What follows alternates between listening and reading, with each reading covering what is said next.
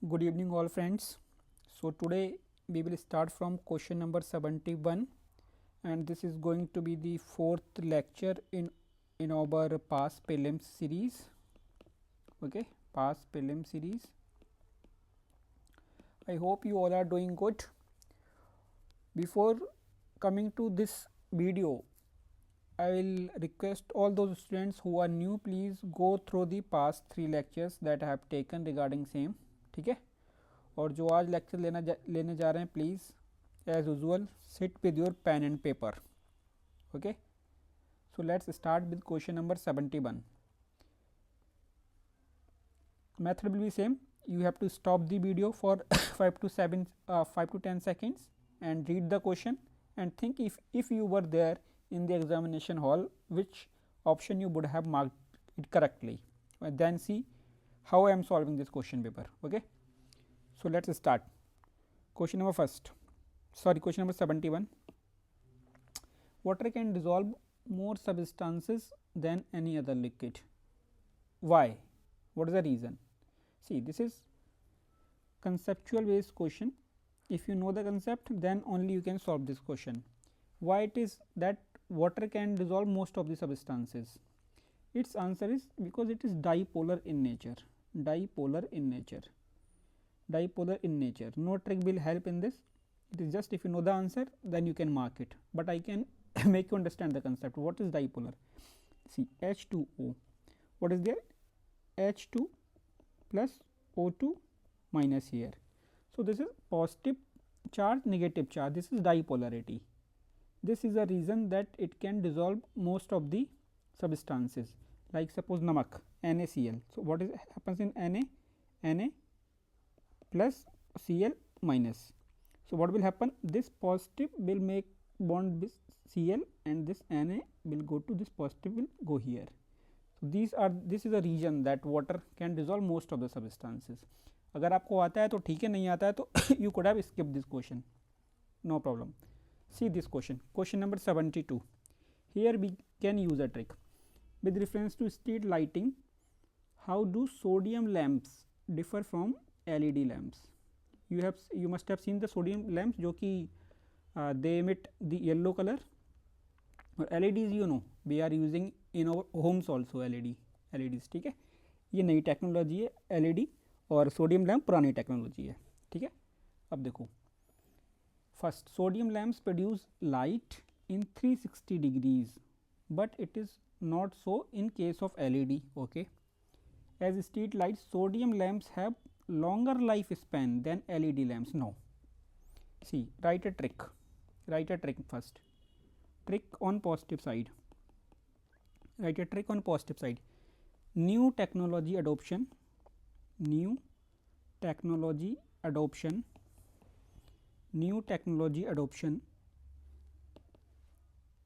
better than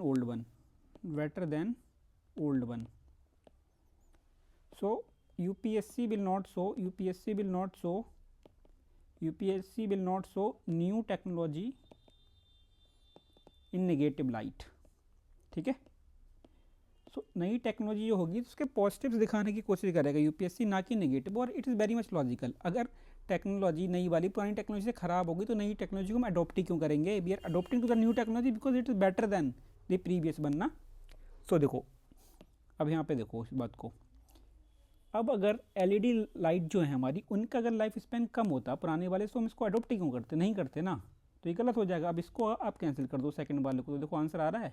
यहाँ से second वाला कैंसिल करते ही आपका आंसर यहाँ से आ जाएगा निकल के.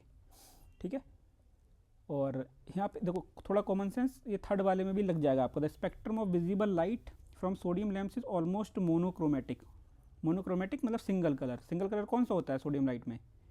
येलो कलर ही देता है सोडियम लाइट. तो बल्कि एलईडी जो हमारी होती है, एलईडी वो offer significant colour advantage, because ये जो होती है एलईडी ना, ये अलग अलग कलर मतलब हमें प्रोवाइड करवा सकती है. जैसे आपने रेड एलईडी भी देखी होगी, ग्रीन एलईडी भी देखी होगी. जो हमारे सिग्नल्स होते हैं ट्रैफिक लाइट पर, उनमें क्या होता है? एलईडी लगी होती है ना, तो उस पर डिफरेंट कलर्स होते हैं, जबकि इसमें मोनोक्रोमेटिक रहता है सोडियम में. तो ये भी ठीक है, और पहला वाला भी ठीक है. देखो पहले वाले में ये समझो, एक बात देख लो आप सोचेंगे कि भाई ये 360 डिग्री में दे रहा है सोडियम लाइट, सोडियम वाली लैंप, और ये जो दे रहा है वो 360 में नहीं दे रहा है, तो ये तो सोडियम वाली अच्छी होगी, नहीं हुई क्यों?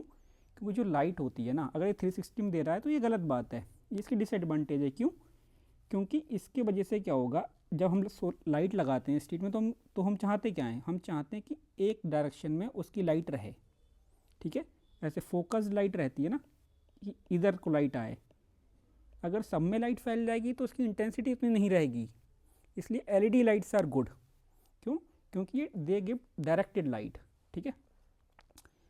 अब आते हैं नेक्स्ट क्वेश्चन पे, क्वेश्चन नंबर 73। देखो 73 है ना, करंट अफेयर बेस्ड क्वेश्चन है, ठीक है। उस समय करंट अफेयर में ये AS2 था, अगर आपको उस समय पढ़ते तो आपको पता होता। तो AS2 is talked about in the context of it is spread of viral diseases, ठीक है। 74 BPA देखो ये जो क्वेश्चन है इसको आप स्किप कर सकते हैं अगर आपको नहीं पता है तो, because it is purely knowledge based question. Bisphenol A BPA is a cause of concern, is a structural key component in manufacture of which of the following kinds of plastics. So those students who might be from the chemical engineering or must have done their graduations and masters in chemistry, then they might not they might be knowing the answer of it. Other people can skip it. So इसका answer है polycarbonate, ठीक है। ऐसे ही ये next वाला है triclosan. सी इसमें भी it is purely knowledge based question, अगर आपको आता है तो आता है, otherwise you should have skipped it, ठीक है। लेकिन अगर आपको सिर्फ इतनी बात पता है कि ट्राइक्लोजन जो है ना, अगर ट्राइक्लोजन जो है एंटी माइक्रोबियल है, ये क्या है, anti microbial, if you know this thing then you could have mark this question correctly. Triclosan considered harmful when expose to high levels for a long time is most likely present in which of the following. देखो anti microbial तो कहाँ पे होगा, preservatives में तो होगा नहीं, fruit wrapping में भी नहीं होगा, रीयूज प्लास्टिक में सबसे ज़्यादा टॉयलेटरीज, मतलब टॉयलेटरीज क्या होता है, पर्सनल हाइजीन्स के लिए हम जो आइटम यूज़ करते हैं, पर्सनल हाइजीन आइटम्स, ठीक है, उसमें ये यूज़ होगा। क्यों होगा? ताकि जो माइक्रोब्स हैं उनकी ग्रोथ को वहाँ पे रोक सके, ठीक है, तभी तो हमें पर्सनल हाइजीन प्रोवाइड करवाएगा, तो ये टॉयलेटरीज में यूज़ होता है। अगर आपको नहीं पता है ये कि ट्राइक्लोजन चीज़ क्या है तो you should have skip this question, no problem at all. See question number 76। This question you can solve by logic. Which of the following is a reason by astronomical distances are measured in light years? It is saying ki why astronomical distances means distance in the astronomy, like between two planets, between sun and moon, sun and earth, like this, why it is measured in light years? What is the reason? Okay, देखो first क्या है, first option is distances among stellar bodies do not change, ये तो गलत हो गया। क्यों? You must have read this big bang theory. With what big bang theory is saying, big bang theory is given also in your book of geography ना, physical geography, तो उसमें big bang theory है। Big bang theory क्या बोलता है? It is saying our universe is expanding, universe is expanding and the distances between planets is also increasing. तो ये तो इसके अगेंस्ट हो गया, ठीक है। ये कह रहा है डिस्टेंस जो स्टेलर बॉडीज होती हैं उनके बीच में चेंज नहीं होता है, तो अपने आप गलत हो गया। अगला देखो, light always travels in the straight light, no, ये भी गलत हो गया। हाउ?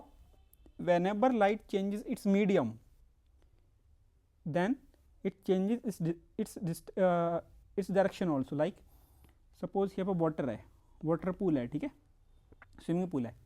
अब ऐसे करके हमारी लाइट आई, सनलाइट आई, और जैसे यहाँ पे लगेगी तो क्या होगा, बेंड कर जाएगी ये, because of the refractive index. So light does not travel in a straight line, if medium changes it changes its direction also. So ये वाला भी कट जाएगा हमारा।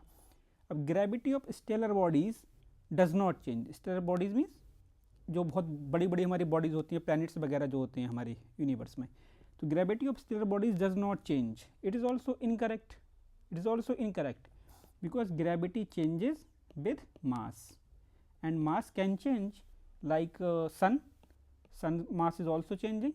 How? Because it is emitting the light, solar flares are there, इसके वजह से इसका जो मास है वो चेंज हो रहा है। जब मास चेंज होगा तो ग्रेविटी चेंज होगी, तो ये वाला भी कैंसिल आउट हो जाएगा। तो बचेगा क्या? Speed of light is always same, yes it is always same, because you know see it is the speed of light and it is constant, ठीक है। क्वेश्चन नंबर 77 पे आते हैं हम। Let's see question number 77. This is question number 77. Read this question. Read this question carefully. You can stop video here. Take 10 seconds to read the question.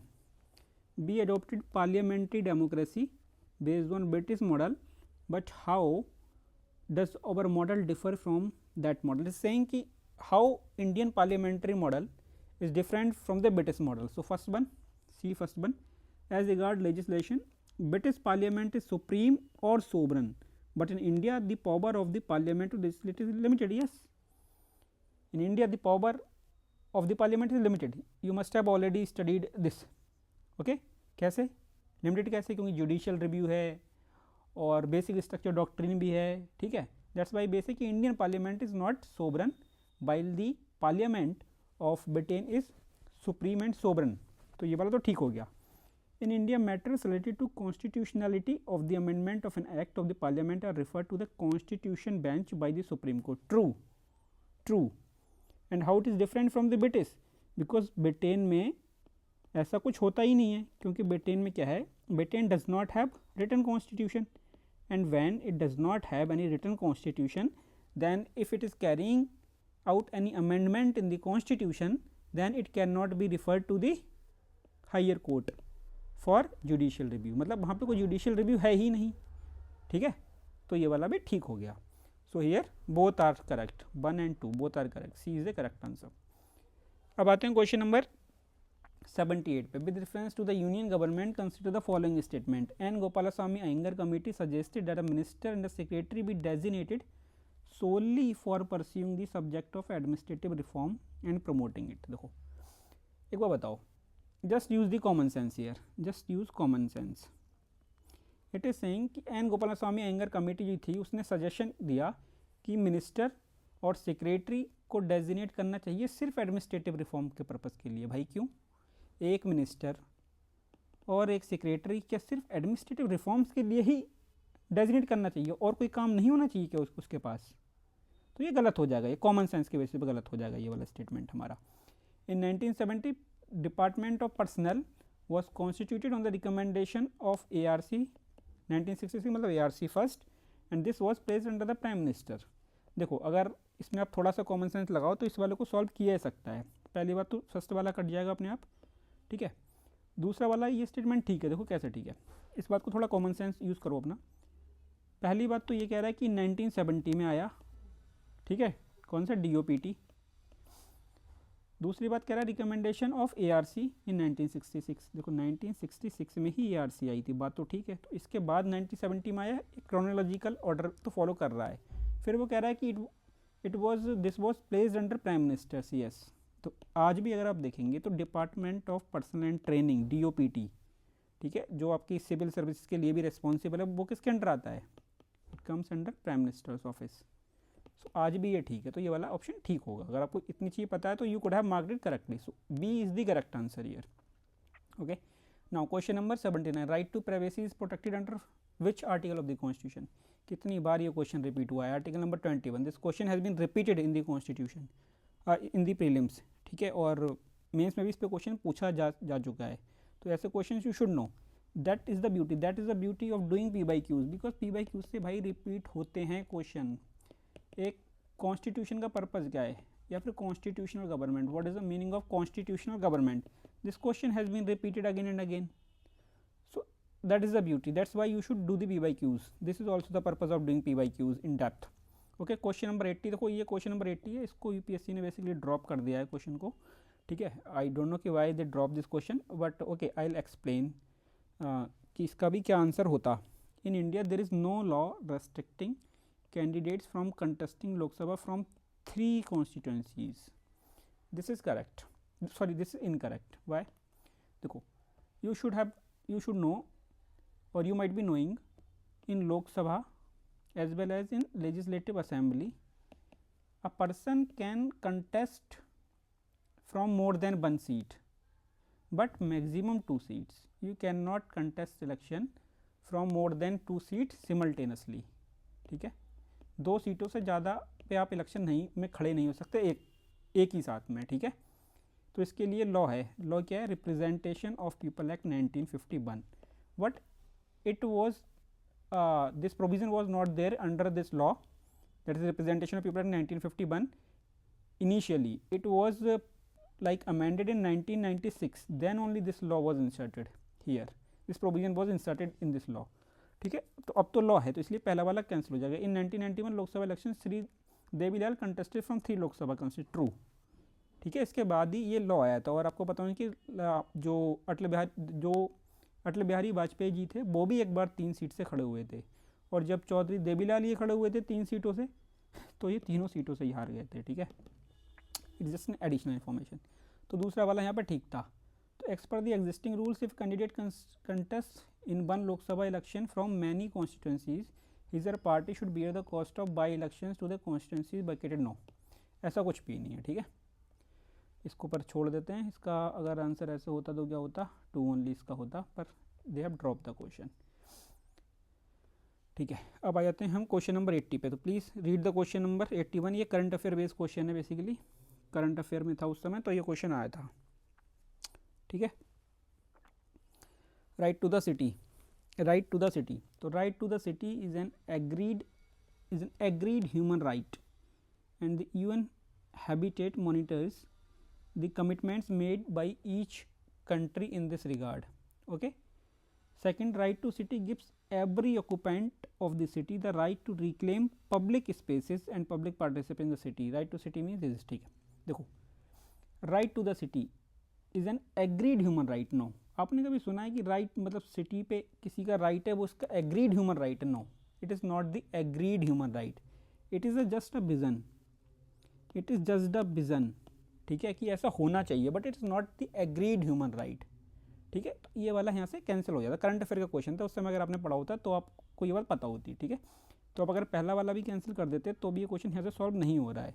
तो third वाला तो दोनों में, थर्ड वाला कॉमन है. सेकेंड वाले को एक बार देख लो.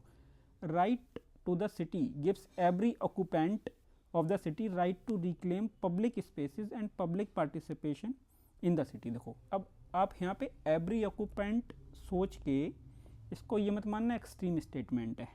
ठीक है, इसमें थोड़ा दिमाग लगाना है. क्या करना है, इसमें इसको उल्टा करके देखो, do reverse of it, do reverse. अगर मैं यहाँ पे लिखता right to city gives some occupants of the city to reclaim public spaces and public participation in the city. तो भाई ये एक्सक्लूजनरी हो गया, एक्सक्लूजनरी प्रिंसिपल हो गया यहाँ पे. और जो ऐसे प्रोग्रेसिव आइडियाज़ होते हैं ह्यूमन राइट्स वगैरह के, ये एक्सक्लूसिव मतलब किसी को एक्सक्लूड नहीं करते, दे आर ऑल इंक्लूसिव. अब आप ये बोल दोगे कि जो पब्लिक स्पेसेस हैं, ऐसे सोचो पब्लिक स्पेसेस जो सिटी में हैं, जैसे कि पार्क हो गया या मेट्रो हो गई, ठीक है, ये स्कूल्स हो गए, इन पे जो गरीब हैं उनका हक नहीं होगा. इन पे क्या पुअर पीपल को आप एक्सक्लूड कर दोगे? यहाँ पे सिर्फ रिच का ही हक होगा क्या? ऐसा नहीं हो सकता ना. तो यहाँ पे every occupant of the city will have the right, इसलिए ये वाला स्टेटमेंट ठीक होगा. ठीक है, तो इसका जो आंसर आपका हो जाएगा 2 और 3 हो जाएगा यहाँ पे. अगर आपसे नहीं होता तो कोई बात नहीं, क्योंकि करंट अफेयर बेस्ड क्वेश्चन तो ज़्यादा सोचना नहीं है अपनों को इन क्वेश्चन के बारे में से. अब क्वेश्चन नंबर 82 देखो, क्वेश्चन नंबर 82 देखो, ये इंपॉर्टेंट क्वेश्चन है और रिपीट भी हो सकता है ये question. With reference to India consider the following statement. Judicial custody means an accuse is in custody of the concern magistrate and such accuse is locked up in the police station not in jail. ठीक है, during judicial custody police officer in charge of the case is not allowed to interrogate the suspect without the approval of the court. देखो, दो चीज़ें होती हैं, एक होती है जुडिशियल कस्टडी, एक होती है पुलिस कस्टडी. अगर पता है तो पता है, मेरे को समय पता था तो मैंने इस क्वेश्चन को सॉल्व कर लिया था. देखो, जुडिशियल कस्टडी में क्या होता है, the person will be locked up in the jail. ठीक है, उसे जेल में लॉक किया जाएगा. पुलिस कस्टडी में इसे नाम बता रहा है, person will be locked up in the police locker. Police locker मतलब थाना होता है ना, थाने पुलिस स्टेशन में भी एक लॉकर होता है, तो वो होती है पुलिस कस्टडी. जुडिशियल कस्टडी मतलब जेल में होता है बंदा. अब एक बताओ, अब पहला वाला क्या बोला, judicial custody means an accuse is in custody of the concern magistrate and such accuse is locked up in the police station. No, क्यों? तो जुडिशियल कस्टडी में बंदा कहाँ होता है, जेल में होता है, तो ये तो अपने आप ही गलत हो जाएगा यहाँ से. ठीक है, पहला वाला काट दो तो भी आंसर नहीं आ रहा है। आप कह रहे during judicial custody the police officer in charge of the case is not allowed to interrogate the suspect without the approval of the court. True true. आपने देखा होगा कि जो मतलब अगर कोई बंदा जुडिशियल कस्टडी में है तो वो जेल में है, तो जेल में जाके पुलिस उससे इंटरोगेशन कब कर सकती है? वो तब कर सकती है जब उसे कोर्ट की परमिशन लेनी पड़ेगी। ठीक है, इसका तो सेकंड वाला इसका ठीक होता। देखो एक चीज़ मैं आपको और दिखा रहा हूँ कि अगर आप थोड़ा सा कॉमन सेंस भी लगाते ना तो आप कम से कम एक को तो स्ट्राइक आउट कर ही देते इसमें। अगर आप यहाँ पे देखते हैं जुडिशियल कस्टडी, ये बोल रहा है judicial custody means an accuse is in custody of the concern magistrate and such accuse in locked in police station. ये बोल रहा है जुडिशियल कस्टडी में बंदा होता है पुलिस स्टेशन में बंद होता है, और यहाँ पे बोल रहा है during judicial custody police officer in charge of the case is not allowed to interrogate this such without approval of the court. अरे भाई, अगर जुडिशियल कस्टडी में बंदा पुलिस स्टेशन में ही बंद है तो फिर जो पुलिस को उसकी इंटेरोगेशन करनी होगी तो वो फिर कोर्ट क्यों जाएगी? जब पुलिस स्टेशन में ही बंद है और पुलिस को इसकी इंटेरोगेशन करनी है तो कोर्ट की परमिशन चाहिए ही नहीं। तुम्हारी जो पुलिस स्टेशन है उसमें ही बंदा बंद है तो कर लो इंटेरोगेशन, फिर क्यों जाओगे कोर्ट के पास? कोर्ट के पास तब जाओगे जब बंदा जेल में बंदा है, ठीक है, तो परमिशन लेनी पड़ेगी, फिर आप जेल में जाओगे। ठीक है, तो ऐसे करके भी आप सोच सकते थे। इसमें एक तो गलत होना ही होना है कॉमन सेंस लगा के। ठीक है, अब आते हैं हम क्वेश्चन नंबर 83 पे। With reference to India consider the following statement. 82 तो कर लिया ना, हाँ 82 हो गया हमारा। 83 पे हम आते हैं। 83 क्या बोल रहा है? With reference to India consider the following statements. Consider the following statements. When a prisoner makes out a sufficient case, parole can not be denied to such prisoner because it becomes a matter of his right. भाई देखो, payroll, फरलो, ये तो आपने पढ़ा ही होगा, और अगर नहीं पढ़ा है ना तो प्लीज़ इनको पढ़ लो, ये इंपॉर्टेंट हैं, बार बार करंट अफेयर्स में आते हैं। देखो एक बंदा जेल में बंद है ऑलरेडी, तो parole as a matter of right नहीं मिलती है। पैरोल कुछ स्पेशल ग्राउंड्स पे मिलती है, किसी की तबीयत ठीक नहीं है, घर में किसी की डेथ हो गई, या शादी है किसी के घर में, ये सारे ग्राउंड्स हैं इसमें पैरोल और फरलो मिलती है, तो it's not a matter of right. ठीक है, तो ये गलत हो जाएगा हमारा। State governments have their own prisoners release on parole rules. True.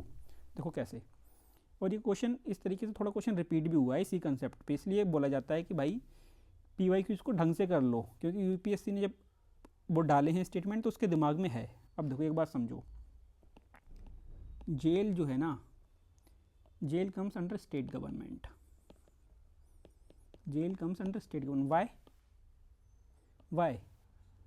Because law and order is state subject, law and order is state subject, और लॉ एंड ऑर्डर का ही पार्ट होता है जेल। तो jail comes under the control of state government. When they are under the control of state government, so state governments have their own prisoners release on parole. So उनके jail को maintain करने के अपने rules हैं। ठीक है, तो second वाला स्टेटमेंट हमारा ठीक हो जाएगा यहाँ पे, सेकंड वाला स्टेटमेंट हमारा ठीक हो जाएगा यहाँ पे। ठीक है,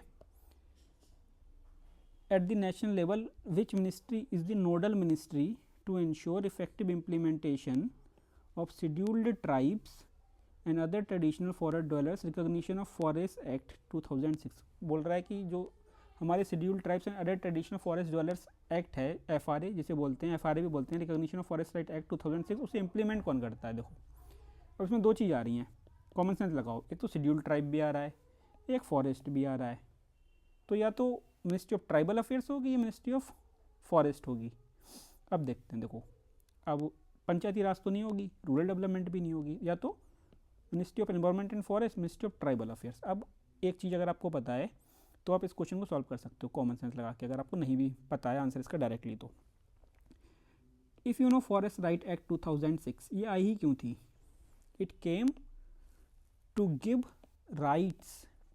rights in forest to tribals and other traditional forest dwellers. जो ट्राइबल लोग थे हमारे, जो फॉरेस्ट में रह रहे थे लंबे समय से, या अदर ट्रेडिशनल फॉरेस्ट ड्वेलर थे, उनको फॉरेस्ट में राइट्स देने के लिए तो ये आया था। तो ये किसके फेवर में हुई? ये फॉरेस्ट के फेवर में हुई एक्ट? नहीं, ये हुई ट्राइबल्स के फेवर में, ट्राइबल्स के फेवर में, क्योंकि फॉरेस्ट में ट्राइबल्स को राइट दिया जा रहा है। ठीक है, ट्राइबल्स के फेवर में, जिसके फेवर में हुई तो उनकी जो फेवरेबल मिनिस्ट्री होगी वही तो इम्प्लीमेंट करेगी ना इसको, तो ये होगा हमारे मिनिस्ट्री ऑफ ट्राइबल अफेयर्स। तो ऐसे सोच के आप इसको कर सकते थे, you should have thought like this and mark this answer correctly. तो इसलिए बोलते हैं कि भाई when ever you go in the examination halls keep 2-3 things with you. First is C. First C is common sense. Again I am saying it is not that common. Second, cool and composure. Third, confidence. So keep these 3 things always with you. Common sense, cool and compose and confidence. आदि चीज़ें अपने आप आपके favour में हो ही जाएंगी, ठीक है। लेकिन ये कहना आसान है, मेंटेन करना थोड़ा मुश्किल है, लेकिन मेंटेन कीजिए प्लीज़ कैसे भी करके। Now question number 85. A legislation which confers on the executive or administrative authority an unguided and uncontrolled discretionary power in the matter of application of law violates which of the following articles of the constitution. ये क्या बोल रहा है कि अगर किसी भी authority के पास में अनगाइडेड एंड अनकंट्रोल्ड पावर दे दी गई तो वो कौन से इसमें से प्रोविज़न को वॉलेट करेगा। मेरे भाई uncontrolled and unguided discretionary power का मतलब क्या हो गया, इसका मतलब क्या हुआ, इसका मतलब हो गया arbitrary power. Arbitrary power, arbitrary power.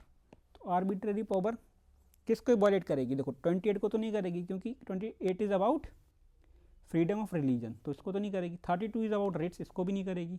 40C is UCC है, कौन सा बच्चा, आर्टिकल 14। कैसे, देखो arbitrary power is against rule of law, क्योंकि रूल ऑफ लॉ का मतलब क्या होता है कि laws are implemented uniformly across all, law that is not arbitrary, law should be just.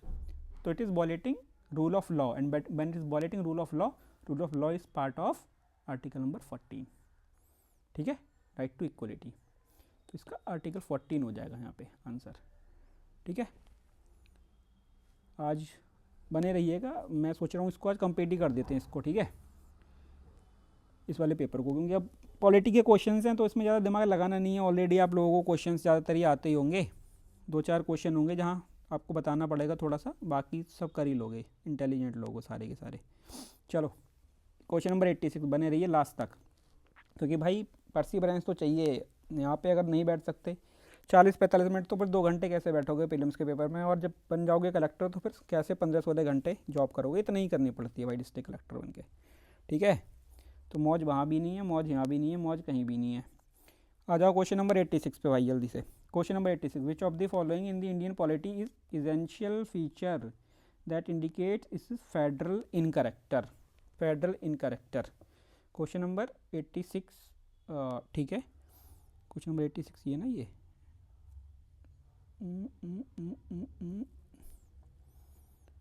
हाँ ठीक है, ये क्वेश्चन नंबर 86, ठीक। विच of the following in Indian polity is essential feature that indicates is a federal in character. अब देखो इसमें से कौन सी चीज़ है जो फेडरल, अब 2 तरीके के प्रोविज़न आपने पढ़े हैं ना पॉलिटी में, यूनिटरी प्रोविज़न और फेडरल प्रोविज़न। तो देख लो कि इसमें से कौन सा फेडरल प्रोविज़न है, जौन सा यूनिटरी लगे उसको काट दो। Independence of judiciary, yes it is federal provision.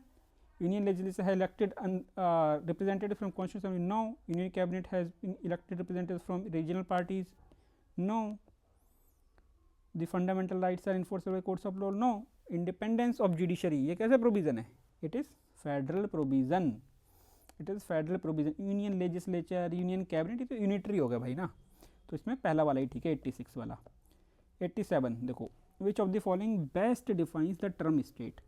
देखो ये नॉलेज बेस्ड क्वेश्चन है, नॉलेज बेस्ड क्वेश्चन है, लेकिन मैं आपको एक्सप्लेन कर दूंगा ये। और दो students who are having the PSIR as their optional, they I believe that they must have read this theory of state. There are 4 characteristics of state, there are 4 characteristics of state. ये अगर 4 चीज़ें हैं तो आप तो ही एक state कहलाया जा सकता है अपना ना, कि इस what is state, what is nation, ठीक है, ये सारी चीज़ें, व्हाट इज नेशन, स्टेट। तो स्टेट में 4 स्टेट के जो हैं 4 फीचर्स हैं। First, it should have a fixed territory, ठीक है, it should have a defined territory, you can say defined territory, एक टेरिटरी होनी चाहिए कि भाई ये एरिया है हमारा। दूसरा, इसकी एक पॉपुलेशन होनी चाहिए अपनी, मतलब सिटीजन्स जैसे कह सकते हैं। तीसरा, एक इस्टेब्लिश्ड गवर्नमेंट होनी चाहिए, उसकी अपनी गवर्नमेंट होनी चाहिए, इस्टेब्लिश्ड गवर्नमेंट होनी चाहिए। चौथे, सोवरेंटी होनी चाहिए उसकी, सोवरेंटी होनी चाहिए। अगर ये चार चीज़ें हैं कि आपकी टेरिटरी है डिफाइन, एक पॉपुलेशन है उस टेरिटरी में जो रहती है, एक गवर्नमेंट है जो उनको मतलब गवर्न करती है, और सोवरन गवर्नमेंट है वो, अगर ये चार चीज़ें आपके पास हैं then you are a state. अब देख लो ये चार जिसमें भी आ रही हूँ, एक community of persons permanently occupying a definite territory, independent of external control and possessing organise government, चारों चीज़ें इसमें आ गई। तो ये वाला ठीक है, ये वाला ठीक है हमारा पहला वाला। और देखो और किसी में आ रही है ये चारों चीज़ें क्या, politically organized people of a definite territory possessing an authority to govern them, maintain law and order, protect their natural rights and safeguard their means of sustenance। अब यहाँ पे sovereignty नहीं है तो ये खत्म हो गया, ये वाला कट जाएगा। और number of persons who have been living in a definite territory for a very long time with their own culture, tradition and government, इसमें दो ही चीज़ें आई, दो चीज़ें नहीं आई इसमें, क्या नहीं आई, इसमें फिक्स्ड टेरिटरी आ गई, पीपल आ गया और गवर्नमेंट आ गई, सोवेंटी नहीं आई, तो ये भी कैंसिल हो जाएगा। Society permanently living definite territory with A central authority, executive responsible central authority और इंडिपेंडेंट जुडिशरी, इसमें टेरिटरी आ गई, अथॉरिटी आ गई और पीपल आ गए, सोसाइटी आ गई मतलब पीपल आ गए, लेकिन सोवेंटी नहीं आई इसमें, तो ये भी नहीं है। तो पहला वाला ठीक है, पहले वाले में चारों चीज़ें आ गई। अब आ जाते हैं क्वेश्चन नंबर 88 पे। Question number 88, with reference to the Indian judiciary consider the following statement, any retired जज of the Supreme Court of India can be called back to sit and act as a Supreme Court judge with the Chief Justice of India with prior permission of the President। सीधे भाई लक्ष्मीकांत से question आपको पता होना चाहिए। और एक बात मैं बता दूं, यहाँ पे एनी देख के एक्सट्रीम मत समझना, क्यों, आपको बोल रखा है जो एक्सट्रीम स्टेटमेंट्स है ना उनका एक्सेप्शन पॉलिटी है, उनका एक्सेप्शन लॉ है, उनका एक्सक्लूजन कॉन्स्टिट्यूशन ऑफ इंडिया है, ठीक है, और ये कॉन्स्टिट्यूशन ऑफ इंडिया का ही प्रोविज़न सीधे है। तो इसमें एक्सट्रीम देख के चौंकना मत कि कहीं गलत मार के आ जाओ, नॉलेज बेस्ड क्वेश्चन है ये। सो एनी रिटायर्ड जज of supreme court of India can be called back to sit and act as a supreme court जज by the chief justice of India prior permission of the president of India, correct. A high court in India has the power to review its own judgement as the supreme court does. देखो ये statement है second वाला गलत। कैसे, अगर ये इतना होता a high court in India has the power to review its own judgement, ये हो जाता है एकदम ठीक, yes high court have the power to review their judgement, लेकिन जब उसने जोड़ दिया as the supreme court does, तो भाई ये ज़बरदस्ती स्टेटमेंट को इसने आगे बढ़ा दिया। यहाँ पे चौक जाना चाहिए, पहली बात तो इसमें बबल टिक लगा लो, टू फैक्ट्स दे रहा है यहाँ पे, अगर ठीक करना होता सिर्फ यहाँ तक रखता ही है, ये वाला फैक्ट को ऐड ही नहीं करता सेकंड वाले को, जैसे इसने किया है सुप्रीम कोर्ट डस, ये हो गया गलत। अब बताता हूँ मैं आपको कैसे। देखो जुडिशियल रिव्यू की पावर तो है हाई कोर्ट के पास में, सही बात है, लेकिन सुप्रीम कोर्ट जैसी नहीं है। क्यों नहीं है सुप्रीम कोर्ट जैसी, बताओ। देखो सुप्रीम कोर्ट की जुडिशियल रिव्यू की पावर है ना, it is explicitly mentioned under article number 137, but under article number 137 this power of judicial review is not mentioned for the high court. तो हाई कोर्ट के पास power है, लेकिन it is not explicitly mentioned in the constitution under article number 137, इसलिए they have different powers. इसलिए जो मतलब ambit है ना हाई कोर्ट की जुडिशियल रिव्यू की पावर की, वो नैरो है, it is narrower than the supreme court. और एक बात और बता दूं, इसमें भी आप लिखना चाहो तो लिख लो, ये भी बहुत आपके काम में आएगी। जो क्यूरेटिव पिटीशन होती है ना, क्यूरेटिव पिटीशन, वो भी रिव्यू में काम आती है। Curative petition can only be filed before supreme court, not high court. So its judicial review power of high court is not similar to that of supreme court, ठीक है। तो इसका ए वाला ही सिर्फ ठीक होगा, हमारा ए वाला ही ठीक होगा। आ जाते हैं क्वेश्चन नंबर 89, जल्दी जल्दी करेंगे आज, ठीक है। पॉलिटी है, पॉलिटी तो बहुत पढ़ रखा है आप लोगों ने, आते ही होंगे ज़्यादातर question. With reference to India consider the following statement, there is only one citizenship and one domicile. True, एक ही सिटीजनशिप होती है, एक ही हमारे मूल निवास जिसे कहते हैं डोमिसाइल होता है, ठीक है।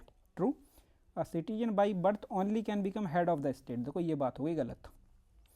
कैसे, कॉन्स्टिट्यूशन में क्या लिखा है, हेड ऑफ द स्टेट पहली बात कौन होता है, head of the state is president, while head of the government is prime minister. देखो आपने कॉन्स्टिट्यूशन में पढ़ा होगा कि what is the eligibility to become the president of India. अगर मैं सिटीजनशिप की बात करूँ, वहाँ पर लिखा है citizen of India, citizen of India. वहाँ पे ये नहीं लिखा है कि he should be a citizen by birth, citizen by birth नहीं लिखा है, ठीक है। तो सिटीजन बाई नेचुरलाइजेशन भी हो सकता है और किसी मीन से भी हो सकता है, बाई रजिस्ट्रेशन भी हो सकता है। सिटीजन बाई बर्थ नहीं लिखा है, लेके तो अगर मान लो कोई विदेश का बंदा आया, एग्जाम्पल ले लेते हैं हम एकदम सोनिया गांधी जी का एग्जाम्पल ले लेते हैं। देखो सोनिया गांधी जी बाई बर्थ तो इंडियन सिटीजन है नहीं, ठीक है, वो यहाँ पे आई, उन्होंने शादी की और उनको इंडिया की सिटीजनशिप मिल गई, तो क्या सोनिया गांधी प्रेसिडेंट बन सकती हैं इंडिया की? बिल्कुल बन सकती हैं, सी इज सिटीजन ऑफ इंडिया, ठीक है। लेकिन अब मैं एक एग्जांपल और लेता हूँ, एक एग्जांपल हम और ले लेते हैं। एग्जांपल कैसे ले लेते हैं? रघुराम राजन मान लेते हैं। रघुराम राजन आपको पता होगा फॉर्मर आरबीआई गवर्नर, अगर वो सिटीजनशिप ले लेते हैं यूएस की, ठीक है, बाई बर्थ तो इंडियन सिटीजनशिप है उनके पास में, अगर मान लीजिए वो यूएस की सिटीजनशिप ले लेते हैं, तो क्या वो यूएस के प्रेसिडेंट बन सकते हैं? वो क्या यूएस के प्रेसिडेंट बन सकते हैं? नहीं बन सकते, क्योंकि in US you can become president only when you are citizen of the US by birth, ठीक है। ये डिफरेंस है यूएस में और इंडिया में, आपको पता होनी चाहिए ये वाली चीज़, ठीक है। तो सेकंड वाला कैंसिल आउट हो जाएगा अपना, सेकंड वाला कैंसिल आउट हो गया।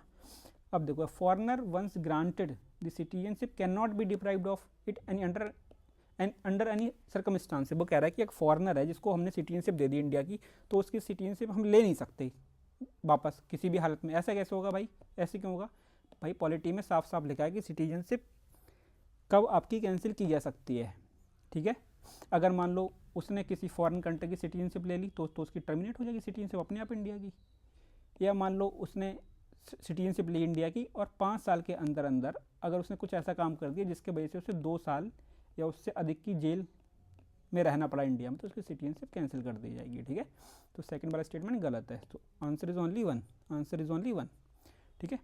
आ जाते हैं question number 90, which of the following factors constitute the best safeguard of liberty in liberal democracy. क्या बोल रहा है कि इनमें से कौन सी चीज़ है जो कि बेस्ट सेफगार्ड है लिबर्टी, जो आपकी लिबर्टी है लिबरल डेमोक्रेसी में, उसको सबसे अच्छे तरीके से सेफगार्ड प्रोटेक्ट कौन सा प्रोविजन करता है? Committed judiciary? नो। देखो कमिटेड जुडिशरी का मीनिंग समझ लो। Committed judiciary means judiciary which is in favour of the ruling government और in favour of any particular ideology. Means committed का मतलब है which is not independent, which is not independent. तो अगर judiciary independent नहीं होगी तो वो क्या आपकी लिबर्टी को बचा पाएगी? नहीं बचा पाएगी, तो ये गलत है। Centralisation of power? No.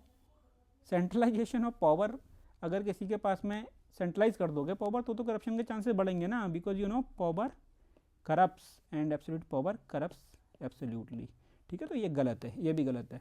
Elected government, चलो एक बात को देख लेते हैं। इलेक्टेड गवर्नमेंट भी चलो मान ली, गवर्नमेंट तो आपकी इलेक्टेड है, गवर्नमेंट तो इलेक्टेड है आपकी, लेकिन अगर इलेक्टेड गवर्नमेंट में सेंट्रलाइजेशन ऑफ पावर बहुत ज़्यादा हो गया, या फिर मान लो इलेक्टेड गवर्नमेंट है लेकिन जुडिशरी जो आपकी है वो इंडिपेंडेंट नहीं है, तो आपकी लिबर्टी बचेगी? नहीं बचेगी, क्योंकि खतरा तो हमें लिबर्टी हमारी लिबर्टी को खतरा किससे होता है? गवर्नमेंट से होता है, क्योंकि उनके पास ही तो पावर है ना। तो आपकी पावर को कर्ब करने की पूरी कोशिश कौन करेगा? गवर्नमेंट करेगी, क्योंकि गवर्नमेंट के पास ही पावर है, ठीक है। जो पावरफुल होगा वही तो आपके राइट्स को छीनने की कोशिश करेगा। जो आदमी कमज़ोर है, जिसे 2 टाइम की रोटी नहीं मिल रही, वो आपके राइट्स को थोड़ी ना छीनेगा। तो हमारे जर्नलिस्ट हो गए जितने भी, ठीक है, या यूट्यूबर्स हो गए हमारे, या सोशल मीडिया पे हम सारे लोग हो गए, तो हमारे ऊपर रेस्ट्रिक्शंस, हमारी फ्रीडम ऑफ स्पीच पे रेस्ट्रिक्शन कौन लगाने की कोशिश करता है? गवर्नमेंट करती है। ये भी तो इलेक्टेड गवर्नमेंट ही है ना। तो इलेक्टेड गवर्नमेंट होने से नहीं होता है, बाकी सारे जो ऑर्गेनाइजेशंस है मतलब हमारे स्टेट के जुडिशरी वगैरह, उनको इंडिपेंडेंटली काम करना पड़ेगा। तो ये वाला भी गलत होगा। तो बचा क्या? Separation of power, and bye separation is power is the correct, क्योंकि सेपरेशन ऑफ पावर में कौन कौन होगा हमारे, जैसे इसमें हमारे हो गया लेजिस्लेचर, एग्जीक्यूटिव, जुडिशरी, ये एक दूसरे पे चेक बना के रखेंगे, तो ये तीनों के तीनों अच्छे से काम करेंगे, तो हमारी जो लिबर्टी होगी वो प्रोटेक्ट होगी अच्छे तरीके से। That is the best safe guard for liberty, ठीक है। आ जाते हैं क्वेश्चन नंबर 91 पे। Question number 91, under the Indian constitution concentration of wealth violets which one? Directive principles of state policy. क्यों बताओ, directive principles of state policy क्यों है इसका आंसर? क्योंकि भाई डीपीएसपी में आर्टिकल नंबर 39 क्या है? अगेंस्ट कंसंट्रेशन ऑफ वेल्थ, ठीक है। तो डायरेक्ट क्वेश्चन है वहाँ से। What is the position of right to property in India? Right to property in India कैसा राइट है बताओ? फंडामेंटल राइट है, नो फंडामेंटल राइट तो था ही, मतलब पहले था आर्टिकल 19 के अंडर, उसको निकाल दिया गया, हटा दिया गया। अब कह रहा नाइदर फंडामेंटल नॉट लीगल, नहीं भाई ऐसा भी नहीं है। Legal right available only citizens only, no देखो सिटीजन्स ओनली नहीं है, कैसे, अब इसमें कॉमन सेंस लगा लो, कॉमन सेंस ऐसे लगा लो, गूगल है मान लो, ठीक है।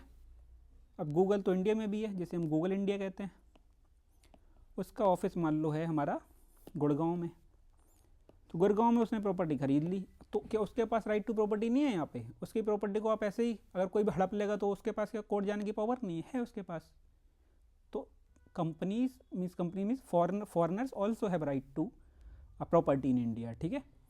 तो एनी सिटीजन, ये वाला फर्स्ट वाला कैंसिल आउट हो जाएगा। फंडामेंटल राइट तो वैसे नहीं है, legal rights available to any person, neither fundamental non legal, ये वाला गलत है, क्योंकि देखो लीगल राइट तो ये है, देखो एक चीज़ समझो, आपको पता होगा राइट टू प्रॉपर्टी जो है it is mention now in article number 300A।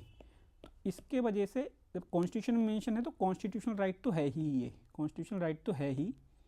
अब कॉन्स्टिट्यूशन लॉ को, कॉन्स्टिट्यूशनल राइट को इम्प्लीमेंट करने के लिए लॉज भी हैं गवर्नमेंट के पास में, जैसे अब कुछ लॉज जो हैं जो हमें राइट टू प्रॉपर्टी देते हैं वो भी हैं, जैसे कि Hindu succession act, Hindu succession act 1956, वो बताता है कि कैसे प्रॉपर्टी को एक जनरेशन से दूसरी जनरेशन जाएगी, ठीक है, कैसे सक्सेशन होगा प्रॉपर्टी का। और भी हैं जैसे कि ट्रांसफ़र ऑफ प्रॉपर्टी एक्ट है हमारा, ट्रांसफ़र ऑफ प्रॉपर्टी एक्ट, ठीक है। तो ये जो लॉज हैं इनके under right to property cover किया हुआ है, ठीक है। तो right to property is a constitutional right as well as legal right, तो ये दोनों है, ठीक है। फंडामेंटल राइट लेकिन नहीं है। What was the exact constitutional status of India on 26 जनवरी 1950? 26 जनवरी 1950 को इंडिया का स्टेटस क्या था, एग्जैक्ट स्टेटस क्या था? डेमोक्रेटिक रिपब्लिक, डेमोक्रेटिक भी था, रिपब्लिक भी था, ठीक है। सोवरन, डेमोक्रेटिक, रिपब्लिक, ये तीनों था। सोवरन सेकुलर नहीं, सोवरन सोशलिस्ट सेकुलर। अब देखो ये क्वेश्चन कहाँ से बन रहा है, ये क्वेश्चन बन रहा है आपका प्रियम्बल से। If you know when our preamble was amended, 42nd constitution amendment act एक ही बार अमेंड हुआ है, we inserted 3 words in that. what were the 3 words? secular, और कौन से थे? socialist, integrity। तो ये वर्ड्स तो एक्सप्लिसिटली मेंशन नहीं थे ना हमारे कॉन्स्टिट्यूशन में उस टाइम, ठीक है। तो सेकुलर तो उस समय मेंशन नहीं था, सोशलिस्ट सेकुलर मेंशन नहीं था, सोवरन था, डेमोक्रेटिक था, रिपब्लिक था। उसमें है ना हमारे preamble, we the people of India having solemnly resolve to constitute India into sovereign socialist secular democratic republic, तो ये तीनों थे वहाँ पे लिखे हुए, तो ये वाला ठीक हो जाएगा 93rd, ठीक है। डेमोक्रेटिक रिपब्लिक तो था ही, लेकिन इसमें एक वर्ड और भी ऐड किया हुआ है सोवरन, तो it is more correct. So B is more correct than A and B have to make the best choice, ठीक है। क्वेश्चन नंबर 94 देख लेते हैं। क्वेश्चन नंबर 94, देखो इस क्वेश्चन को मैं बोल रहा था कि बार बार ये क्वेश्चन रिपीट हुआ है, बार बार इस क्वेश्चन रिपीट, कम से कम मैं बता रहा हूँ आपको ये क्वेश्चन जहाँ तक मेरे को याद है 3 से 4 बार तो आ ही गया होगा, 2 बार तो पक्का मेरे को पता है आया ये question. Constitutional government means representative government of the national federal structure, no. Whose head enjoys nominal powers, no. Government whose head enjoys real powers, no. Government limited. Constitution का मतलब ही होता है, कॉन्स्टिट्यूशनल गवर्नमेंट का मतलब सीधा सीधा होता है लिमिटेड गवर्नमेंट। क्यों limited government? Because constitution has defined your power, and you know when you define anything you confine anything, when you define anything you confine anything. जब आपकी पावर्स वहाँ लिख दी गई हैं तो वही आपकी पावर्स हैं, उसके बाहर आप नहीं जा सकते। That's why we say when you define you confine, you define you confine, ठीक है। तो ये है इसका आंसर कि constitutional government means limited government. Reference to India the terms हलवी हो कोई परटेंस टू, अगर आपको आता है तो आता है, नहीं आता है तो नहीं आता है। प्रॉपर नॉलेज बेस्ड क्वेश्चन है और इसका है ट्राइबल लैंग्वेज आंसर, ठीक है। इसको एक बार लेकिन गूगल कर लेना, ये तीनों को ना थोड़ा रिसर्च कर लेना, जो क्वेश्चन आ गया उसके बारे में प्लीज़ रिसर्च कर लीजिए। Question number 96 with respect to Bharat Ratna and Padma, पहली बार अवार्ड्स के क्वेश्चन आया था 2021 में, घबरा गए थे लोग। देखो इसको क्या सॉल्व कर सकते थे, मैं से Bharat Ratna Padma awards are titles under article 18(1), नहीं भाई ये एक्सेप्शन है, तो एक्सेप्शन 18(1) में नहीं है दिए हुए, हमारे 18(2) में होनी चाहिए, तो पहला वाला हो जाता है गलत यहाँ से, और वो गलत ही पूछ रहा है, वो गलत ही पूछ रहा है, कह रहा है कौन सा करेक्ट नहीं है, तो पहला वाला तो होना ही चाहिए, ये यहाँ से कटेगा। Padma awards which were instituted in the 1954 were suspended only once. देखो ये again I am saying it's knowledge based question, तो ये वाला है स्टेटमेंट गलत आपका।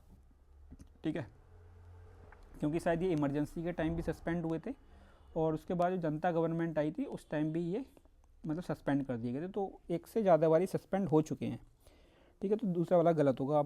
The number of Bharat Ratna awards is restricted maximum to 5, नहीं भाई, it is restricted to 3 in a year, मतलब एक साल में 3 से ज़्यादा लोगों को आप भारत रत्न नहीं दे सकते। लेकिन एक चीज़ यहाँ पे समझ लो, देयर इज अ कैच, अभी भी रिसेंटली दिए गए थे तो 5 दिए गए थे एक साल में। क्यों दिए गए थे? क्योंकि 2 जो थे ना वो बैकलॉग था, तो बैकलॉग कैन बी देयर, और उसके वजह से अगर मान लो 3 एक साल में देने और 3 अगर बैकलॉग हैं तो 6 आप कर सकते हो यहाँ पे, लेकिन पार्टिकुलर में 5 वैसे मेंशन है रूल के हिसाब से। ठीक है, लेकिन बैकलॉग वाली यहाँ पे एक्सेप्शन है, बैकलॉग वाला।